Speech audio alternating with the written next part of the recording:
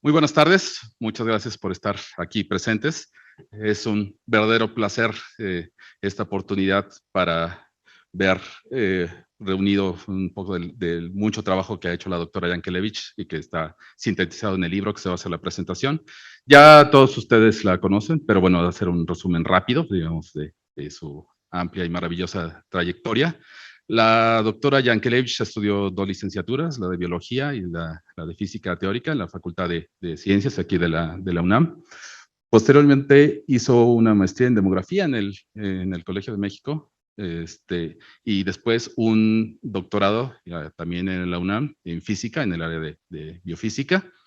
Posteriormente se incorporó a lo que en ese entonces era el Instituto de Estudios Médicos y Biológicos, el precursor de este instituto, en 1959, como investigadora auxiliar en el laboratorio de biofísica. Y después estuvo trabajando tanto en el MIT como en la Universidad de California en Berkeley, como en la Universidad de Puerto Rico. Y ya después se incorporó, ahora sí, al Instituto de Investigaciones Biomédicas en 1972 y a partir de ahí estuvo trabajando como investigadora aquí hasta hace relativamente poco, 2018, pero afortunadamente seguimos contando con su colaboración en su calidad de investigadora consultante. Entonces, la doctora Yankelevich, como ustedes conocen, es multidisciplinaria, ha trabajado en una gran cantidad de áreas. Estuvo trabajando en neurofisiología, en la conexión entre el sistema nervioso y el músculo esquelético.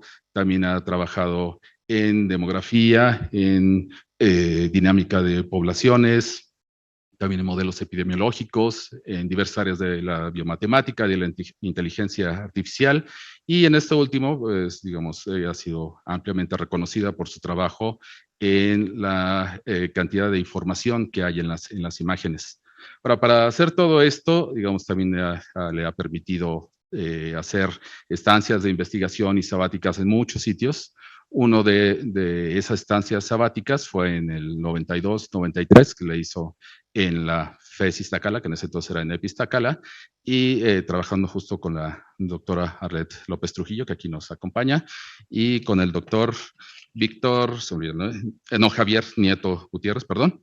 Digamos, entonces estos trabajos están reflejados en la primera edición del libro, que salió ahí en 93, pero ese libro ya tiene una segunda edición que salió en 2018, y es justo lo que nos va a presentar en un momento.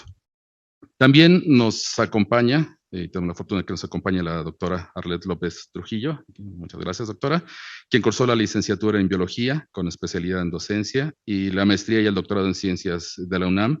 Ha participado como autora en diversas publicaciones orientadas a la enseñanza de ciencias y a la difusión de las ciencias para la población infantil. Ha tenido una destacada trayectoria y labor institucional aquí en la UNAM y en el servicio público, y entre esas funciones que ha tenido destaca el haber sido directora de la FES Iztacala durante 2 periodos consecutivos, de 1987 a 1995. Muchas gracias, doctora. También nos acompaña el doctor Marco Rossetti, es aquí de casa, es de nuestros jóvenes investigadores. Él cursó la licenciatura en biología aquí en la UNAM y el doctorado en ciencias de la computación e inteligencia artificial en la Universidad de Sussex, en Reino Unido, y se incorporó a nuestro instituto en el 2014. Y aquí a lo que se dedica es a hacer, desarrollando líneas de investigación relacionadas con la evaluación de la conducta humana y la psicopatología. También, muchas gracias, doctor Rossetti. Entonces, la dinámica de la presentación va a ser que la doctora Yankelevich nos va a platicar del libro, y al final, tanto la doctora Red López como el doctor Marco Rossetti nos van a platicar un poco sobre algunos de los aspectos relevantes de esto. Pues les agradezco mucho y les cedo la palabra.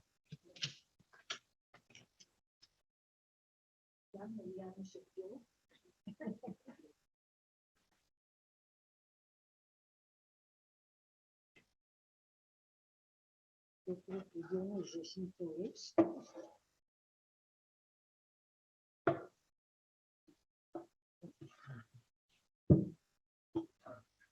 Ya está, listo. A ver.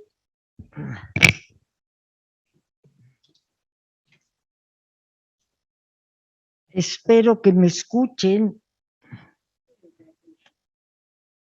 quiero antes que nada agradecer a la escuela de Iztacala, que es la que permitió que los 2 libros de Creer para Ver fueran escritos en un año sabático que yo hice en la universidad, y ambos libros fueron impresos, editados en Iztacala. Bueno,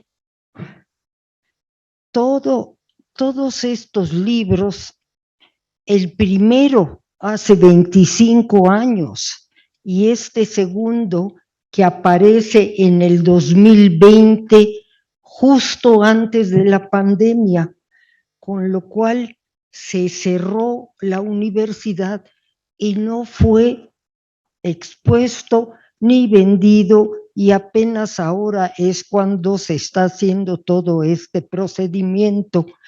Mi investigación en cómo percibimos las imágenes, cómo aquello que transmiten los ojos al cerebro es interpretado por el cerebro, empezó, es increíble, con mis estudios en animales. Estudié visión en gato, estudié visión en un animal de río, el acosil, que tiene un ojo caudal que explora el fondo del río. Más que los ojos de delante, trabajé mucho con este animal en percepción visual, y lamentablemente no se encuentra el doctor Merchant, con el cual hicimos estudios, no me lo van a creer, en caracol de jardín, visión de un animal de ese tamaño, con esos ojos, y cómo percibe las imágenes. Bueno, finalmente en mi vida decidí que el animal más complejo y más deseable de ser estudiado es el humano. Y fue así, como dijo el doctor Mendoza, hice una segunda maestría en el Colegio de México en demografía para poder manejar poblaciones humanas, y me dediqué en las varias investigaciones a humanos y en percepción y abstracción de información de imágenes, también en humanos, que es una actividad sumamente compleja.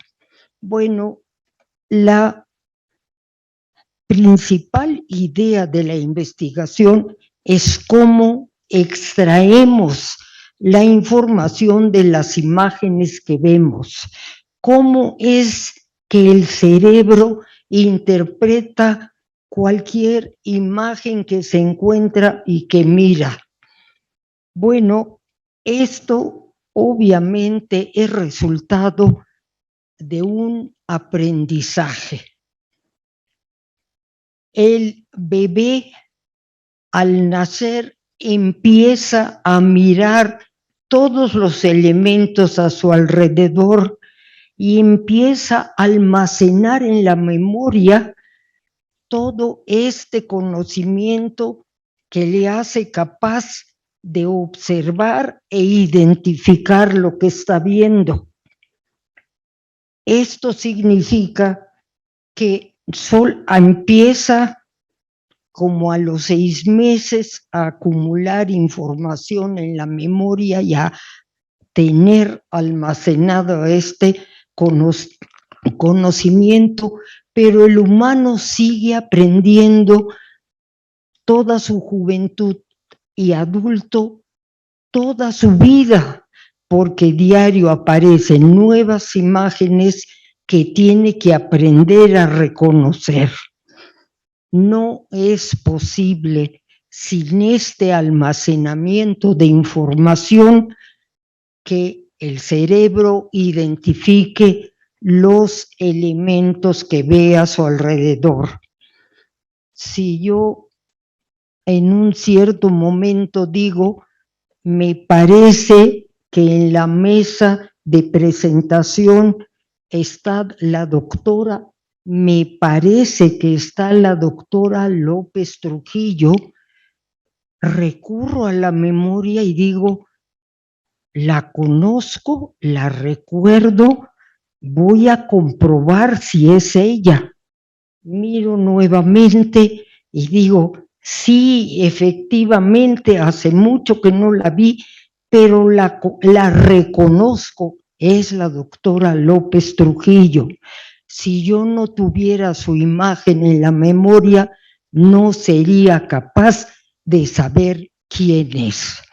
Bueno, esto es un aprendizaje de toda la vida.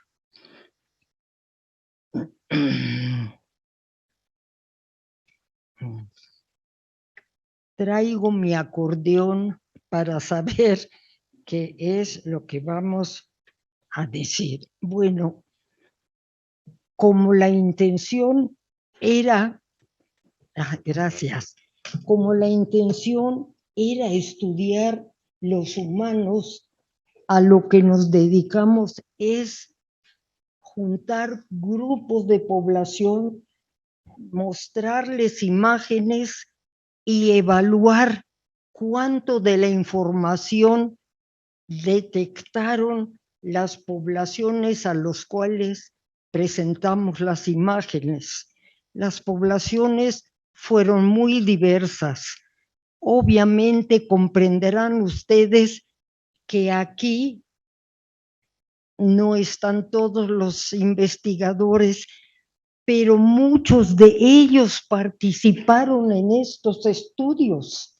Muchos de ellos se ofrecieron de los distintos departamentos a presentarse, a mirar las imágenes y a responder los cuestionarios.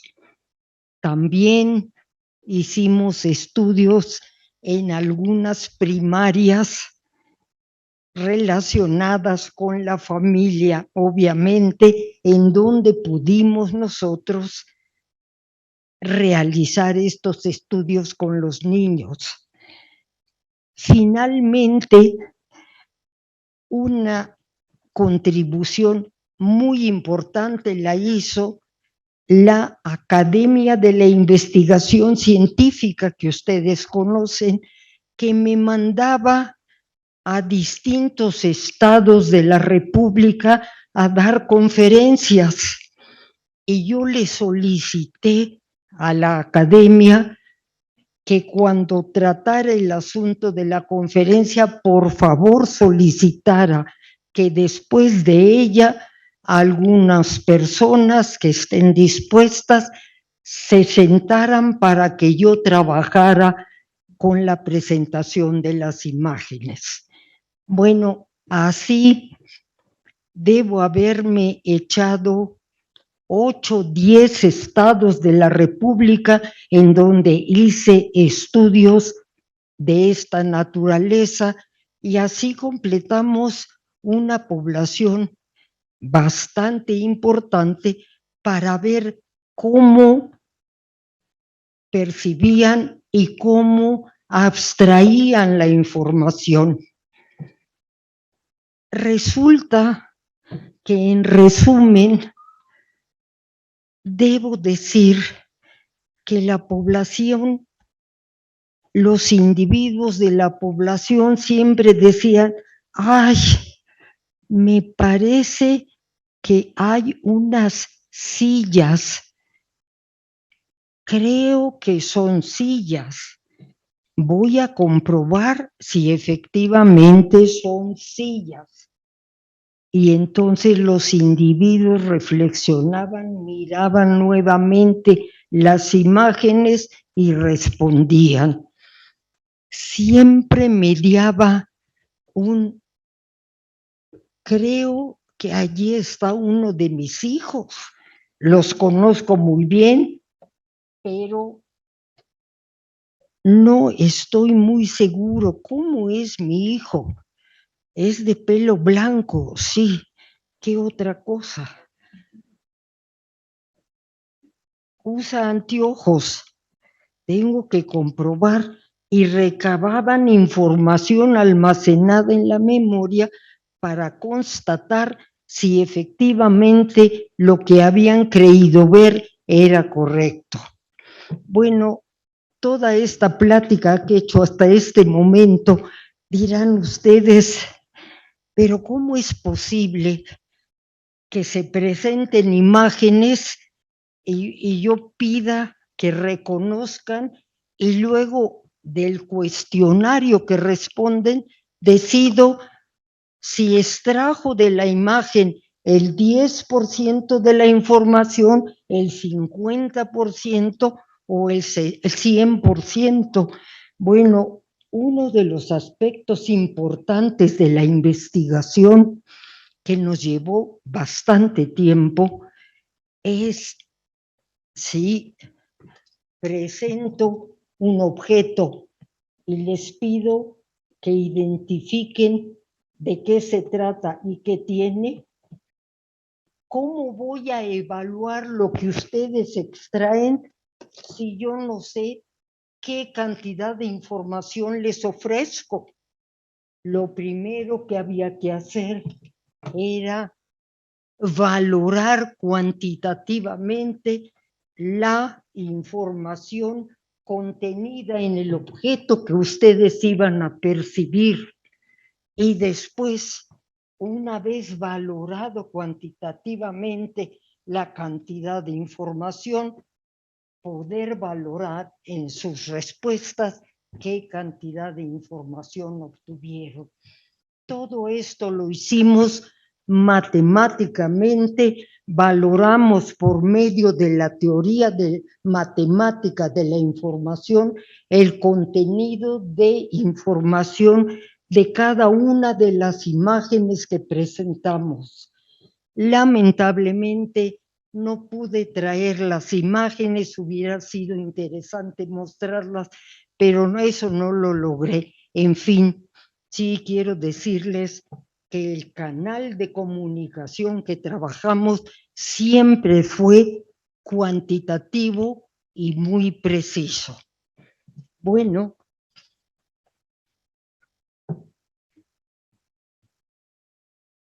otro aspecto que hubo que cubrir y que también llevó tiempo, no fue una investigación muy simple, es si estamos hablando de imágenes, ¿cómo podemos decir qué tiene más peso en información en una imagen? Supongamos que la imagen que presento es este auditorio con las personas que están ahí.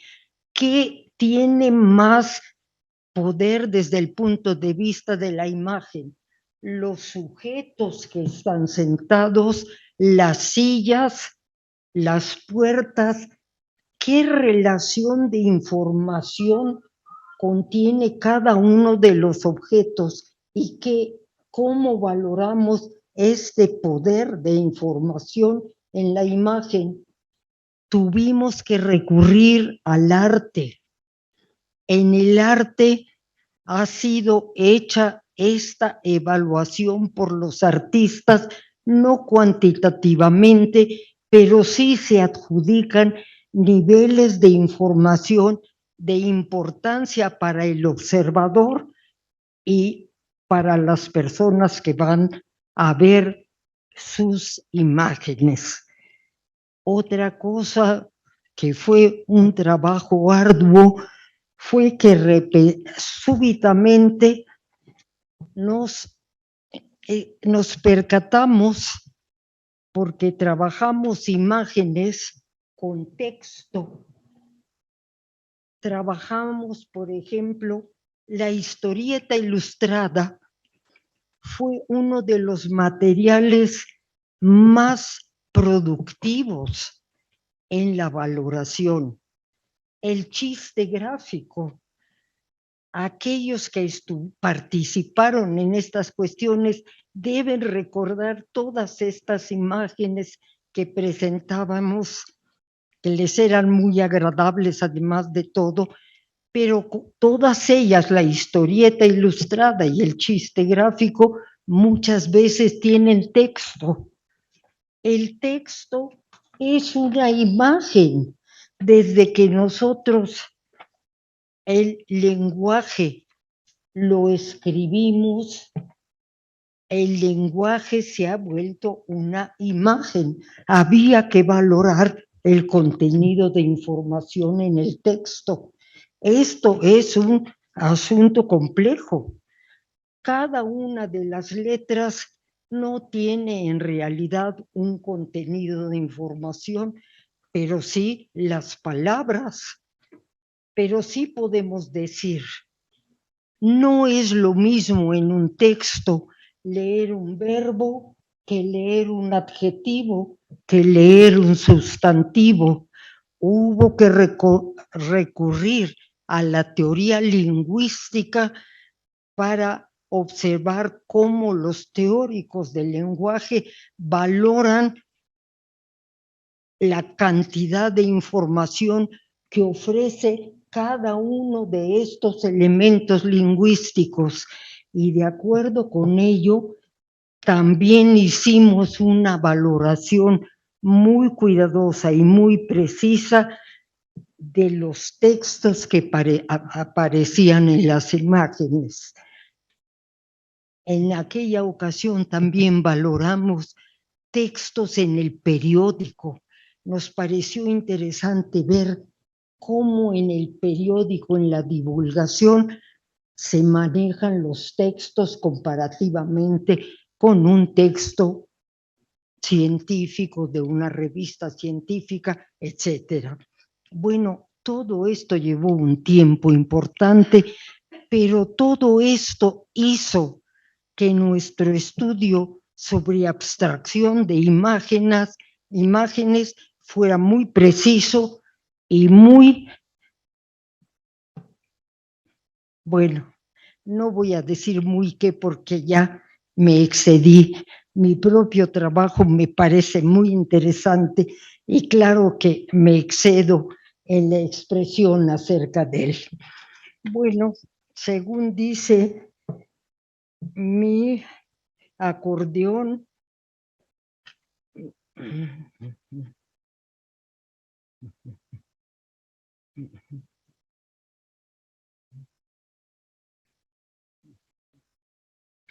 bueno,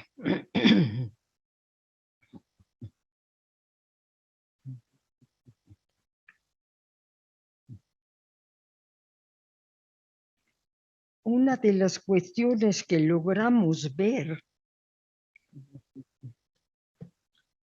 es que no solamente en la abstracción de información de la imagen, el sujeto recurría a la memoria para identificar lo que estaba viendo, que había visto anteriormente y que había aprendido. El sujeto también, el individuo también preveía y decía, jule, aquí en una imagen del auditorio me parece que pronto va a aparecer la directora del instituto, seguramente. Cuando esté ingresando, tengo que hacer una apreciación y una manifestación de agradecimiento. ¿Cómo era la directora? ¿Cómo la veo yo? El sujeto preventivamente recurría a la memoria y decía, la directora es de mediana edad, sí, más o menos, tiene pelo blanco, es de mediana estatura, sí, voy a estar preparada para verla cuando entre. O sea, que no solamente usaba el recurso de la memoria para identificar, sino también preparaba conocimiento para prever y estar preparado para reconocerla. Esto es una actividad que también ocurre durante esta actividad que hacíamos con los estudiantes. Bueno, todo esto ocurrió pues hace más de 25 años, que fue cuando hicimos los estudios primeros de abstracción.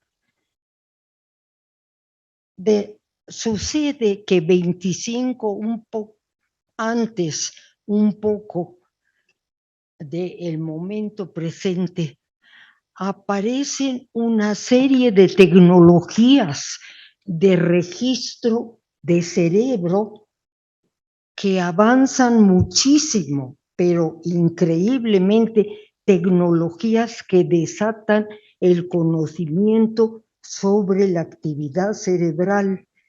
Y tenemos, voy a leerlas porque son varias, las tomografías, obviamente que algunos hemos recibido, la resonancia magnética que informa muchos aspectos cerebrales, y yo creo que todos recordamos al doctor Edmund Glaser, que estuvo aquí varios años en el instituto y que donó al instituto uno de los equipos que él diseñó.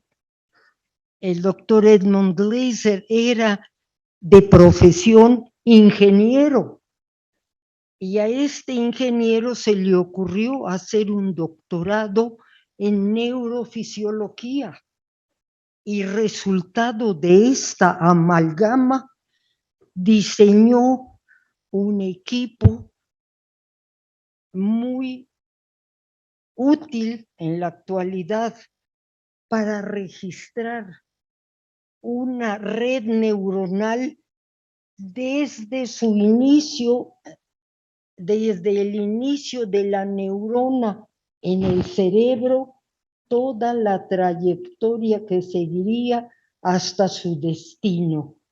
En la actualidad este equipo se usa mucho en investigación y se usa mucho en la clínica para hacer diagnóstico de padecimientos neurológicos. Bueno, todo esto hizo conocer mucho de cómo ocurre la abstracción de información de las imágenes, que es lo que a nosotros nos ocupaba y es lo que a nosotros nos interesaba. Bueno,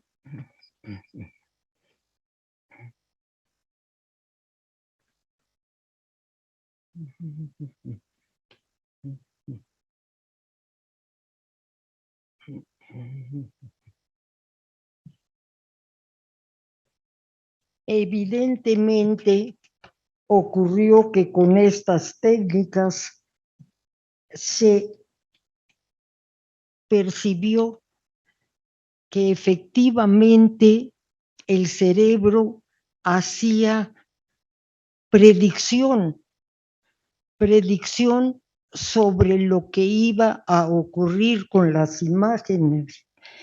Y entre más, dicen los autores, entre más rápido y más precisa la predicción, mejor era el proceso de identificación y de valoración de los contenidos de información. Esto se ha llamado recientemente como el cerebro prospectivo. El cerebro prospectivo hace otra cosa inconcebible, bueno, inconcebible para uno que no conoce esos campos. El cerebro prospectivo prevé acontecimientos futuros. Se ha descubierto que toda esta estructura, todo este mecanismo de usar la memoria, que la memoria antes la usábamos plenamente para recordar el pasado. Cualquier cosa del pasado recurríamos a la memoria para comprobar si era correcta el recuerdo que teníamos de ella. Bueno, ahora se sabe que todo este aparato, todas las áreas cerebrales asociadas a la memoria para recordar el pasado, igualmente se usan para predecir el futuro. De manera que esto es otra vez el cerebro proyectivo es capaz igualmente de recordar y revisar su pasado y de prever y pronosticar el futuro. Bueno,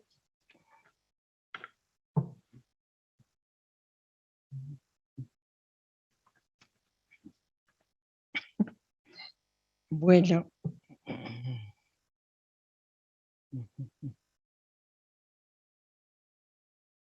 finalmente se ha dicho y se escribe que, lo voy a leer, el cerebro es un mecanismo complejo de plantear, probar hipótesis y comprobar su veracidad. Este es el nuevo slogan, digamos, acerca del cerebro. Es una estructura de generar, de plantearse hipótesis y comprobar si son correctas. Quiero acabar haciéndoles ver algo que para mí ha sido muy interesante de toda mi investigación. Cuando yo escribo un libro y le llamo Creer para ver, lo que estoy diciendo es exactamente el cerebro plantea hipótesis y las comprueba. Cuando yo digo, creo ver a la directora, estoy hipotetizando que la persona que está allí sentada es la directora. Es una hipótesis que tengo que comprobar. Pero creer para ver es justamente eso, es un órgano que lo que hace es plantear hipótesis porque así funciona y comprueba si son válidas. Bueno, esta, señores, soy yo y mis 60 años de trabajo en el instituto. Buenos o malos, aquí se los he relatado.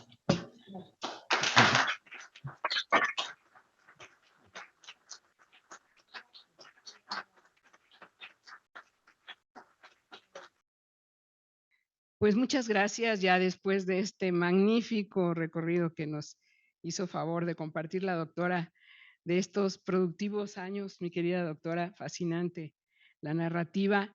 Pues no me queda menos que agradecer la presencia de la doctora en la vida académica de nuestra institución, en la vida personal, que ha sido para mí un personaje queridísimo y muy emblemático. Agradecer la invitación, señora directora, muchas gracias. Doctor, que tanto nos correteó el doctor Mendoza y nos atendió tan amablemente, en lo personal se lo agradezco mucho.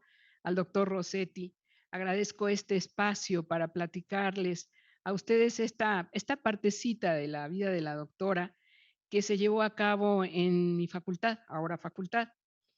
Les voy a dar un breve contexto. En primer lugar, la doctora trabajó en un espacio en donde teníamos que instituir o formar una institución. Quienes hemos vivido la docencia y en particular el nacimiento y el crecimiento de las instituciones, y es que cuando son educativas con más ganas, conocemos que la construcción de espacios para el aprendizaje y la generación del conocimiento, pues resulta un proceso muy complejo. Requiere de la suma de esfuerzos, eso es definitivo, de muchos esfuerzos, la unión de muchas voluntades, la suma de recursos, de espacios físicos, de infraestructura y lo más relevante y esencial, el compromiso y la presencia de los maestros y de los alumnos interesados en acercarse a este conocimiento y con más ganas si estos alumnos iban a cursar ahí sus estudios profesionales. Entonces, en este escenario, la apertura de estas instituciones enfrentan muchos retos, además de los que implican el inicio de actividades y la oferta educativa que hay que conseguirla, los aspectos externos. ¿A qué me refiero? En este caso sucedió en nuestra entonces naciente Escuela Nacional de Estudios Profesionales Iztacala, ubicada en el municipio de Tlalnepantla. Yo no sé si alguno de ustedes haya ido a este municipio en alguna ocasión, pero queda cerca de satélite, que a lo mejor se han ido por ahí. Y es un espacio que en aquella época pues no estaba, digamos, de lo más accesible. Era un lugar retirado del campus central de Ciudad Universitaria en Coyoacán y ubicado en el Estado de México. Físicamente no respondía a las expectativas de los estudiantes. Los estudiantes de esa época, y estamos hablando de 1975, pues imaginaban que cuando iban a entrar a la UNAM, pues iban a venir a este maravilloso campus que tanto amamos y a donde yo me formé y bueno, aquí pasamos tantos momentos de nuestra vida en muchos sentidos y que pues nos llena de orgullo. Pero resulta que no, que el reto fue mayor, pues había que convencer al futuro estudiante que la UNAM, que nuestra máxima casa de estudios se encontraba en diferentes partes. No importaba la distancia, no importaba que estuviera tan lejos del campus central, que se conformaba por la calidad académica de sus docentes, por el espíritu universitario que íbamos construyendo, etcétera, etcétera. Entonces, la actual Facultad de Estudios Superiores Iztacala, que así se llama, en aquella época era ENEP, era escuela, se funda hace ya 47 años con la intención de que tuviera una matrícula inicial de 5,000 alumnos. Se aperturaron otras ENEPs también, también en el Estado de México, salvo Zaragoza, pero Cuautitlán, Aragón, Acatlán, y todas deberían de atender bajo el concepto de núcleo norte el 25% del primer ingreso de la UNAM y el 22% de la población total de la UNAM en los 70. Entonces, imagínense el reto que esto significó. Todas las ENEPs nacen con una organización académico-administrativa muy diferente a la que tenía el campus central. Entonces, ese fue otro reto, porque se organizó por áreas del conocimiento y las carreras se interconectaban entre sí.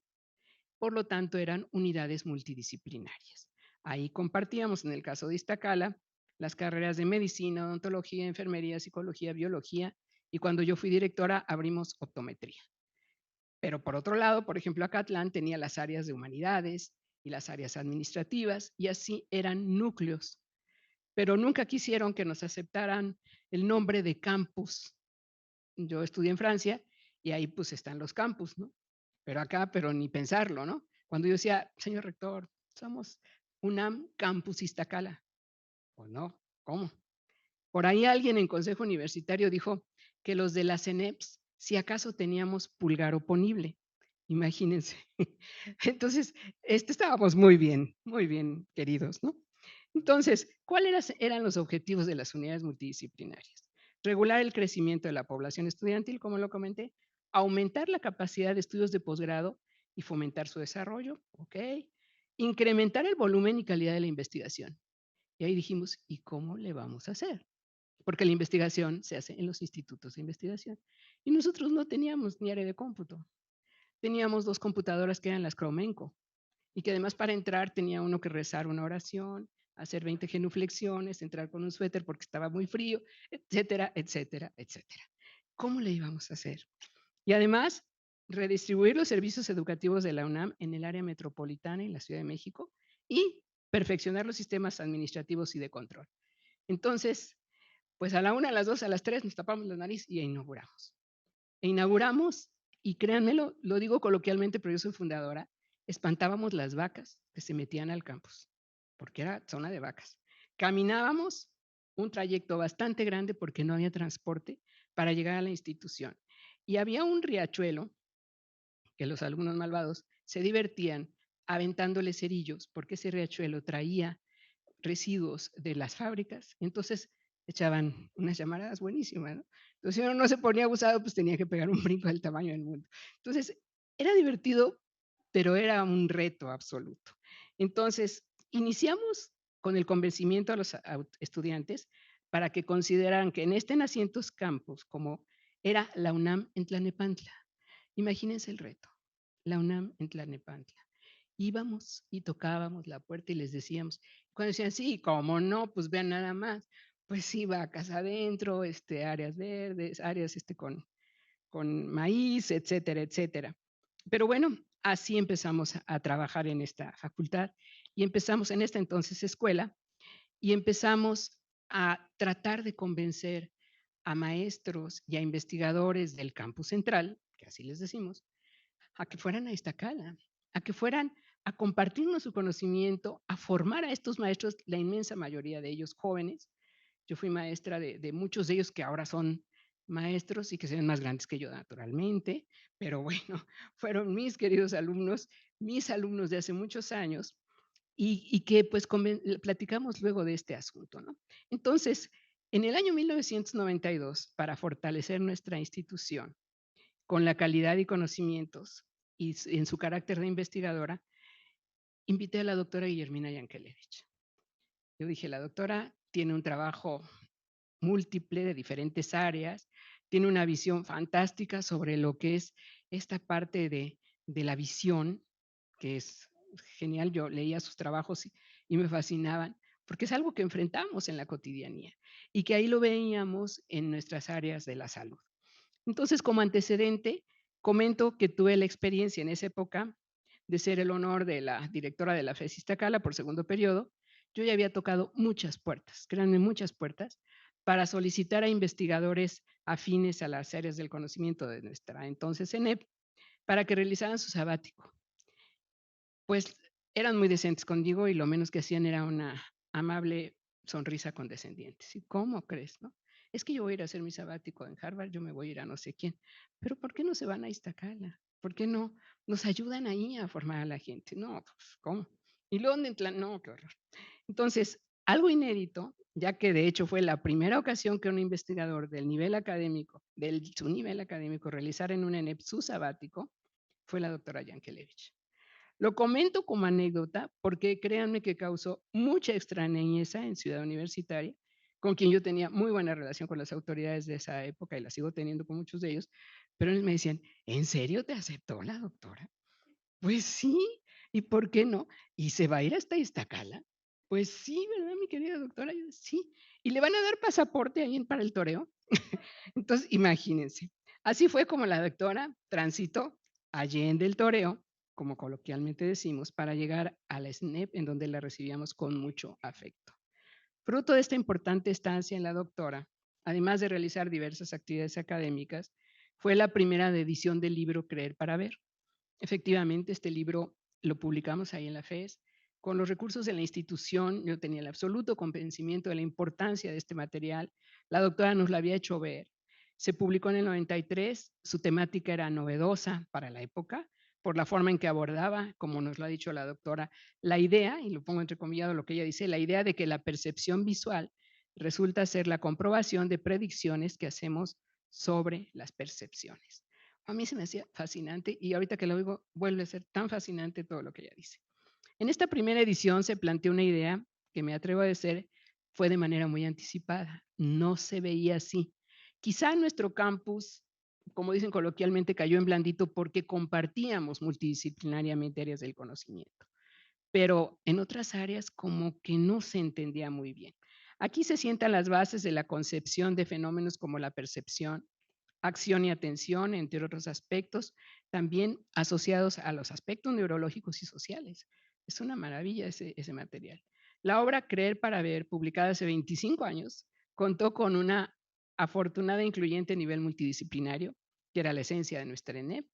Esta obra fue muy consultada, sigue siendo consultada y referencia en trabajos que realizan los interesados en la comunicación humana, quienes trabajan en la percepción del objeto de estudio. En el caso concreto de la carrera de biología, yo lo uso mucho y ahora con la neuroeducación mucho más, en otras áreas del conocimiento, en donde los conceptos abstractos que se refieren a objetos que no se tienen al alcance de la mano requieren de un manejo adecuado necesario para la percepción visual. ¿Cómo vamos a ver algo que nunca vamos a ver? ¿Cómo lo podemos crear en la cabeza? ¿Por qué nuestros alumnos nunca se aprenden el ciclo de Krebs? ¿Por qué pasan mitosis en la secundaria, mitosis y meiosis en la prepa, mitosis y meiosis en la facultad, salen y no saben la mitosis y la meiosis? ¿Qué pasa? Y eso tiene mucho que ver con lo que la doctora nos hizo favor de enseñar. Ahora se presenta la segunda edición de esta necesaria obra que resulta muy relevante para ver de manera diferente la solución de problemas que requiere de interacción interdisciplinaria, transdisciplinaria, intercientífica. En esta segunda edición, enriquecida por el trabajo de 20 años de la doctora, resume sus aportaciones y su perseverancia por abundar y aportar muchos elementos de análisis y comprensión en una temática que es de avanzada y que integra muchas áreas del conocimiento. La suma de voluntades para su edición encontró una contundente participación y apoyo en la coordinación del posgrado, con la voluntad del entonces coordinador, el doctor Javier Nieto, que fue verdaderamente increíble para poder realizar esta obra. Apoyó y acompañó el proceso. También la directora de la FES Iztacala en aquella época, la doctora Patricia Dávila, ahora secretaria, y de quienes nos sumamos. Esta suma de voluntades para la segunda edición no es más que un reconocimiento al trabajo académico de la doctora, a la manera con que ella, con su decisión y carácter, participó en el fortalecimiento del personal académico e investigadores del ENEP Iztacala. Hoy la ENEP, para los que decían que teníamos el pulgar oponible, tiene ya 209 miembros del SNI y aportó en el año 2021 812 contribuciones científicas. Estamos dándonos un quien vive con algunos institutos. Entonces, pues no que no, somos la institución que tiene más de 420 plazas de profesor de carrera que sacamos cuando yo estaba en esa gestión, y ya luego les digo cómo le hice, porque casi me meten a la cárcel, pero funcionó. Este libro, Creer para Ver, es una valiosa aportación que brinda importantes elementos para analizar y planear las acciones que se requiere realizar para enfrentar los inciertos escenarios del siglo XXI. Muchas gracias, doctora, por su presencia y por su trabajo. Muchas gracias.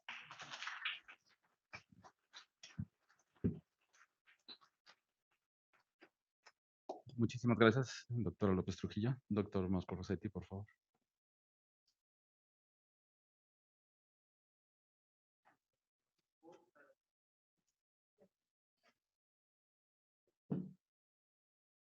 Bueno. Bueno. Listo. Yo también quiero agradecer mucho a todos los que me invitaron a este panel, y por estar aquí y por haberme compartido el libro. Yo no tengo la fortuna de conocer a la doctora o no tener una trayectoria con ella tan cercana como muchos de ustedes. Sin embargo, después de leer el libro, me di cuenta de que tenemos muchas coincidencias, ¿no? Como si la conociera, o un poquito la conociera al menos, ¿no? El libro me trajo muchos recuerdos de mi pasado remoto ya, del doctorado, y también muchas ideas sobre cosas que estamos haciendo en el futuro. En particular, el título de Creer para Ver me gustó mucho porque cuando yo empecé mi doctorado, yo hice mi doctorado en computación e inteligencia artificial y fui a un lugar donde se supone en ese momento era un departamento importante de esa área, aunque después como que, en fin. Y justo este paradigma de creer para ver estaba en desuso, ¿no? Empezaba a estar en desuso, ¿por qué? Porque la capacidad computacional de las máquinas no daba para respaldarlo, ¿no? La idea era crear computadoras que podían ver y con una visión extra fina y súper detallada, crear una representación mental en la mente de la computadora, ¿no? Y tomar acción, ¿no? Eran computadoras más viejas, muy lentas y eran una representación muy, muy mala porque tardaban muchísimo en procesar esas imágenes y si una computadora con llantitas, ¿no? Podía moverse en un cuarto, tardaba tal vez horas o días en hacerlo, y si uno llegaba y movía una silla y la giraba o ponía cualquier cosa en medio, la representación se acababa, ¿no? Cuando yo llegué a hacer el doctorado, el título del libro hubiera sido distinto, se hubiera llamado Creer sin ver, ¿no? Porque lo que veíamos ahí era justamente, yo venía desde la biología y la idea es que podíamos tener representaciones del mundo sin visión, ¿no? O sea, podíamos tener robotitos que podían moverse eficientemente por el mundo sin tener una representación. Un ejemplo de estos, tal vez ustedes conocen este modelo del vehículo de Breitenberg, que es un vehículo que no tiene, bueno, es un vehículo, no tiene ojos, no tiene ningún sensor de visión, tiene únicamente 2 antenas a los costados, y eso es suficiente porque si choca con un lado, gira para el otro, y si choca ese lado, gira para el otro. Y esa súper algoritmo minimalista es suficiente para que el vehículo, ¿no? Con 2 cables, en cambio de la computadora que hacía todo un proceso complejísimo, ¿no? Luego volvimos de nuevo al paradigma de creer para ver, ¿no? Ahora la inteligencia artificial, justo cuando yo estaba acabando el doctorado, no fue un área a la que me dediqué, la visión, pero era un área que todos estaban hablando de eso.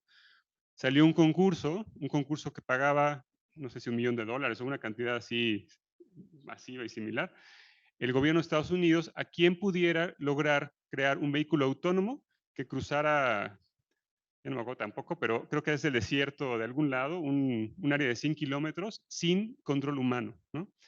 Y ahí nació el proyecto de Google hoy, de los coches mágicos estos que se supone que van a ser autónomos, que también es interesante, ¿no? Porque ahora, después de una gran promesa de que van a ser maravillosos estos autos que pueden creer para ver, pues resulta que no tanto porque pues no pueden diferenciar una bolsa de una piedra y parece que ya llevamos trillones de dólares en eso y no logran manejar mejor que ningún taxista mexicano, entonces como que no vamos para ningún lado con eso y tal vez se atore unas buenas décadas todavía esta área, ¿no?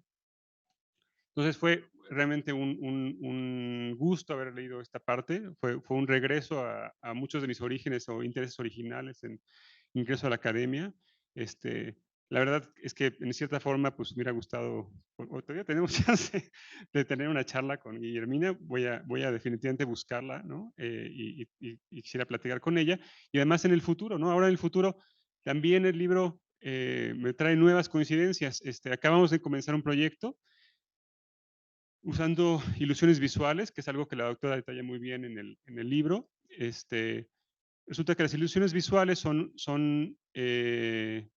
pues son una fenomenología súper interesante, ¿no? Todavía, a pesar de lo básico y viejas que son, porque también tenemos creo que 100 años de conocerlas o más, no tenemos mucho conocimiento de los mecanismos neuronales detrás de muchas de ellas y pues ahora las estamos usando como una herramienta de evaluación de psicopatología, ¿no? Parece que pues es claro que trastornos como el autismo o la esquizofrenia perciben las ilusiones visuales de manera distinta. También las edades cambian, ¿no? Qué ilusiones y cómo y con qué fuerza se perciben y hacia qué dirección se perciben las ilusiones se modifica con la edad. Y pues un área que no ha sido explorada y que estamos intentando explorar ahora es justamente el trastorno de déficit de atención e hiperactividad usando este tipo de herramientas, ¿no? Entonces, pues, pues sería muy padre platicar, ¿no? Yo creo que necesitamos que usted nos pues comparta un poco de sus 60 años de trayectoria en esto porque pues es una coincidencia clara, ¿no?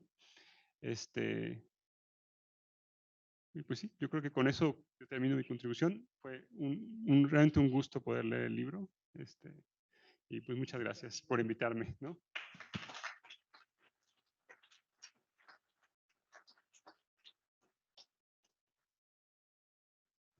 Muchas gracias a los doctores. Todavía tenemos algunos minutos si quieren hacer alguna pregunta, un comentario acerca de...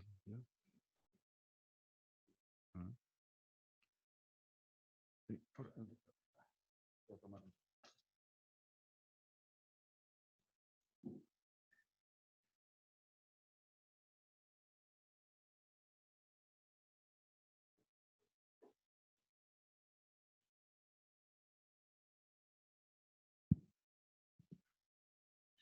Buenas tardes, doctora Yankelevich, querida doctora Yankelevich, qué gusto saludarla y qué gusto estar presente en esta presentación de la segunda edición de su libro. Yo quisiera comentar 2 o 3 cuestiones acerca de la doctora Yankelevich. La primera de ellas era cuando yo era estudiante en la Facultad de Ciencias. Alguna vez la doctora Yankelevich dio una plática en la que hablaba de multidisciplina, hablaba de transdisciplina. En una, ¿no me oye? Ah.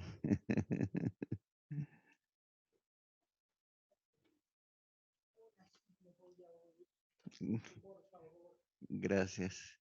Entonces, platicaba que la primera imagen que yo tengo de usted es de una plática que usted dio en la Facultad de Ciencias, en la antigua Facultad de Ciencias. Y entonces usted hablaba de cosas de transdisciplina, multidisciplina, para jóvenes como yo en aquella época, que de lo único que entendíamos era de indisciplina.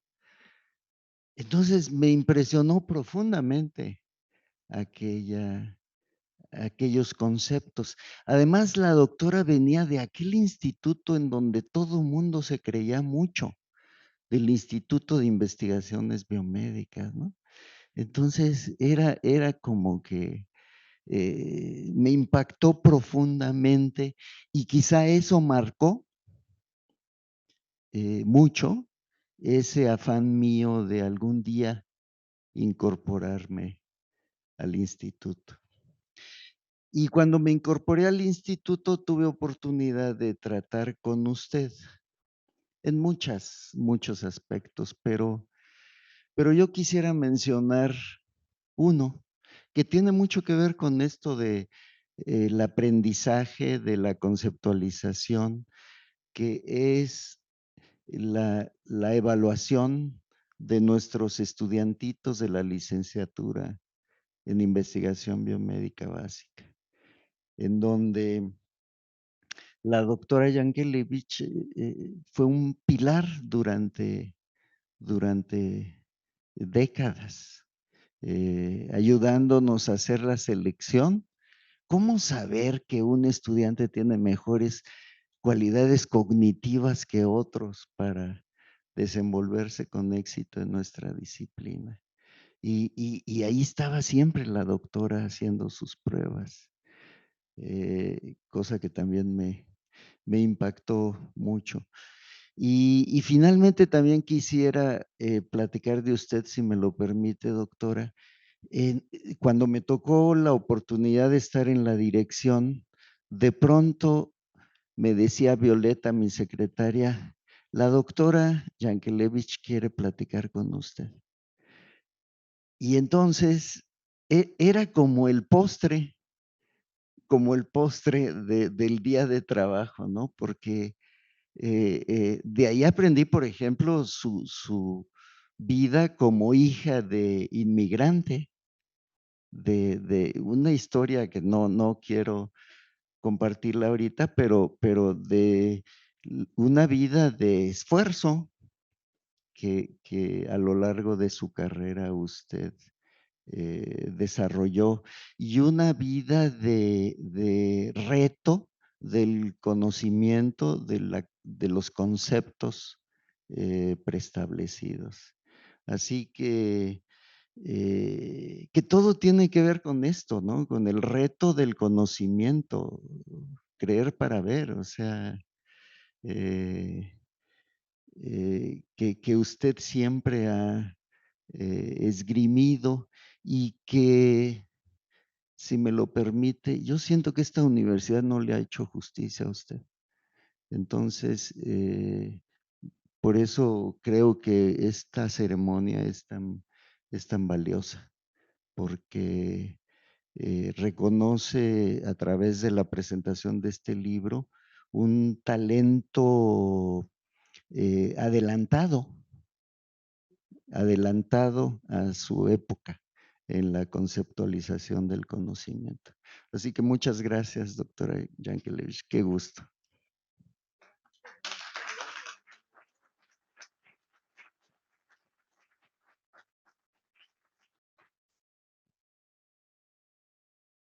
Doctora, hace casi 3 años, o quizá poquito más de 3 años, que platicamos por primera ocasión usted y yo justamente sobre este evento, sobre la presentación de su libro. Y ya estábamos armándolo cuando pues se vino la pandemia y se pospuso. Primero dijimos 15 días, después no, pues a lo mejor para después de Semana Santa. Y así nos llevamos casi 3 años. Pero finalmente llegó este día, me da mucho gusto, es un honor tenerla aquí con nosotros para la presentación del libro, agradecerle todo el trabajo que ha hecho en el instituto, toda su trayectoria, agradecer por supuesto también al doctor Luis Mendoza, la organización de este evento, a nuestros invitados de hoy, a la doctora Arlette López Trujillo. Muchas gracias, doctora, es un honor tenerla con nosotros. Al doctor Marcos Rossetti, gracias por estar aquí. Y además es muy lindo ver cómo se tocan estos extremos de nuestros investigadores con la trayectoria que usted tiene y nuestros jóvenes investigadores con estos intereses comunes, con proyectos que finalmente, que sí, hay un encuentro de estas generaciones. Entonces, esta oportunidad de reconocerlos y encontrarse, me parece que es un punto de partida para algo todavía que hay mucho que hacer y que crecer. Doctora, muchísimas gracias, muchas felicidades. Gracias. Una cosa más, tenemos algunos libros de usted que no tenemos muchos, pero hay algunos que están disponibles para que usted pueda darlos, autografiarlos, que si quiere, por supuesto, para nuestros asistentes, por supuesto. Gracias.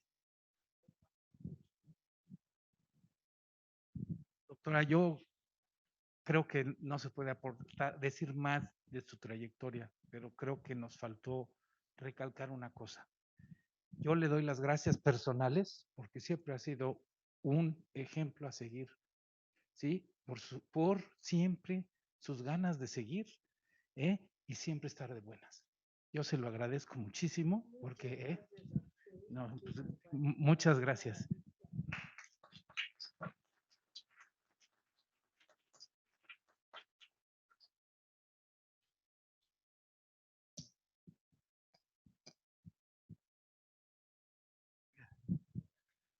Bueno, yo soy hijo de la doctora Yankelevich. Se supone que uno no debe decir nada, pero sí lo voy a decir porque yo soy un alumno intensivo de mi mamá, ¿no? Es decir, llevo 56 años siendo alumno de ella y no porque sea mi mamá he perdido la perspectiva de que es un gran ejemplo para mí sin duda alguna, pero para todos los alumnos de ella que he conocido, que me han dicho que fue ejemplar e influyente en la carrera de los demás. Coincido totalmente con Juan Pedro, no se le ha hecho la justicia que debería habérsele hecho, y todo esto tiene que ver con nuestros sistemas de evaluación, ¿no? Que dejan fuera a personas que realmente merecen mucho más reconocimiento. Ahora que le escuchaba yo hablar en el podio, decía, es que qué influenciado sin darme cuenta yo mismo estoy de lo que ella ha hecho. Yo me dedico a la divulgación de la ciencia a través de narrativas y trabajo con cosas de memoria, y ahora que lo estaba yo oyendo, decía, bueno, es que sin darme cuenta absorbí un montón de cosas que terminé plasmando en mi doctorado y no terminé midiendo el chiste gráfico o la ambigüedad, pero terminé midiendo las narrativas para divulgar la ciencia. Si esa no es una influencia profunda, entonces, ¿qué lo es? ¿No? Yo agradezco a mi mamá, es una cosa muy extraña, el haber sido mi mamá, ha sido ejemplar. Gracias.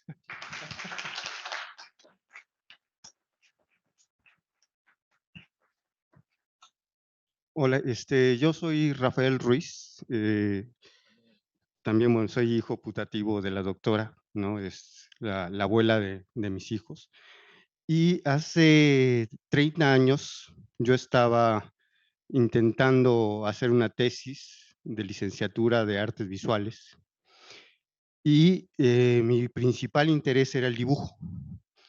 El dibujo, había tenido muy buenos maestros de dibujo, Francisco Castro Leñero, que acaba de fallecer, José Miguel González Casanova, en lo que era la ENAP. Y durante todo este tiempo, pues me tenía fascinado eso que me sucedió con el dibujo, que fue nuevas formas de ver la cotidianidad.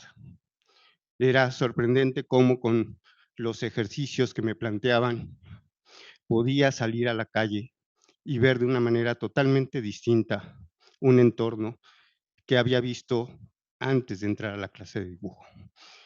Y cuando yo platicaba de esto con la doctora y se estaba enfrente lo de pues esto, lo de hacer una tesis, pues fue una pregunta, ¿qué es lo que me está pasando en el cerebro?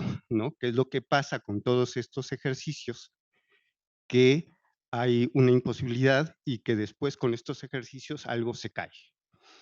Y a partir, pues, de todas las pláticas que tuve con la doctora, de toda esta cuestión de fisiología, de cómo funciona la percepción, pudimos plantear como una hipótesis y decir, bueno, esto de creer, ¿no? De tener hipótesis sobre lo que es y cómo es el mundo, nos sirve para funcionar, ¿no? Para movernos, para manejar, para esta gente, estas personas que sexan pollos, identificar en un santiamén cuál es un pollo hembra y cuál es un pollo macho. ¿Cómo nos sirve para todo esto? No, pues fue lo que, como fui descubriendo, platicando con la doctora, también era una dificultad para poder ver las cosas de una manera distinta. Y con todo este apoyo pude entrar a un mundo totalmente desconocido para mí y sin duda para el plantel completo de la Escuela Nacional de Artes Plásticas que no tenían esta, esta posibilidad de entrar en contacto con el mundo científico, con el pensamiento científico y menos con una persona tan abierta y dispuesta a compartir los conocimientos y a poder conectar con otro tipo de ver, o sea, otra forma de ver el mundo, ¿no? Me enseñó a pensar, me enseñó a leer, me enseñó a escribir. Eh, y también, bueno, pues es un agradecimiento enorme. Yo creo que es una gran cosa que exista, haya existido en mi vida. Y creo que en la vida de muchas personas a lo largo de toda su trayectoria en la UNAM. La UNAM realmente es una institución grandiosa, pero que está hecho por las personas que lo habitan y que lo sacan adelante a pesar de muchas dificultades. Muchas gracias.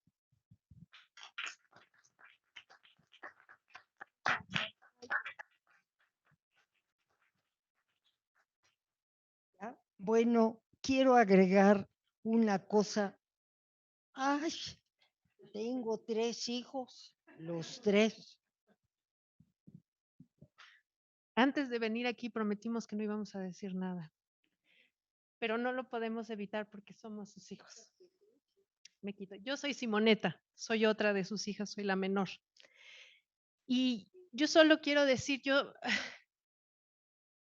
me dedico a la ciencia, sí. ¿Qué de otra, no?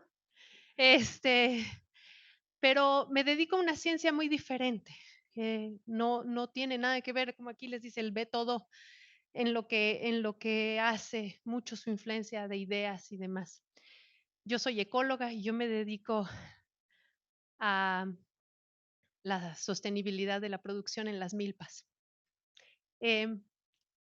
Pero creo que algo que soy y que me hace ser esa ecóloga es que soy una persona que estoy conectada o quiero estar conectada con todas las personas. Y creo que eso es algo que aprendí de mi mamá.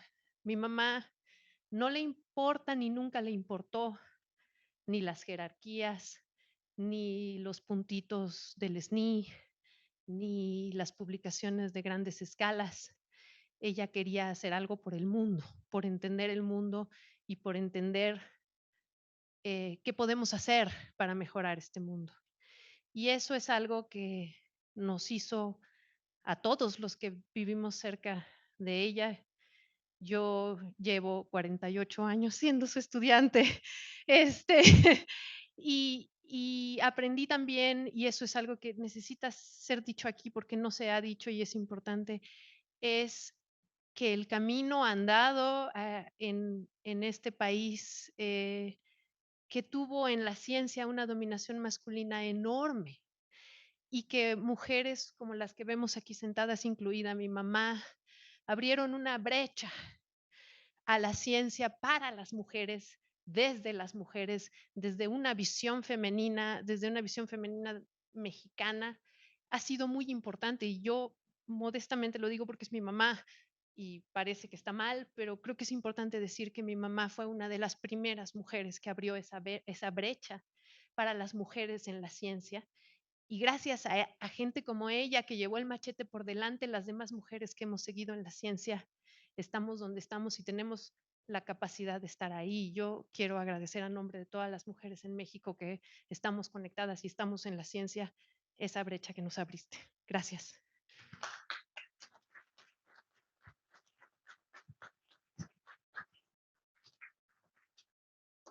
Yo agradezco toda esta descripción que se ha hecho de mí. No hay nada mejor en el mundo que eso, recibir eso que ustedes han hecho.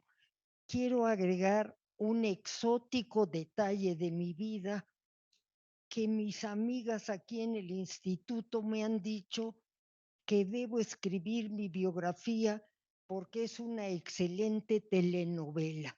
Entonces voy a agregar un punto más para esta telenovela. Yo di un curso en una maestría en comunicación, no me van a creer, en ciencias políticas. Esto es una estrellita en mi frente.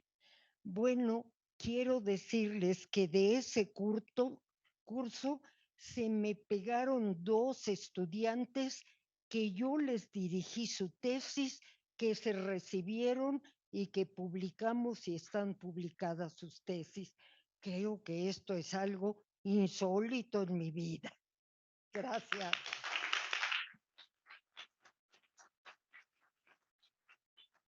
Muchísimas gracias, doctora, principalmente a todos ustedes por su presencia y pues vamos a tener contacto continuo con la doctora Yankelevich porque como les dije al principio, siempre tenemos la fortuna de tenerla por aquí en el instituto. Muchísimas gracias y que tengan muy buena tarde.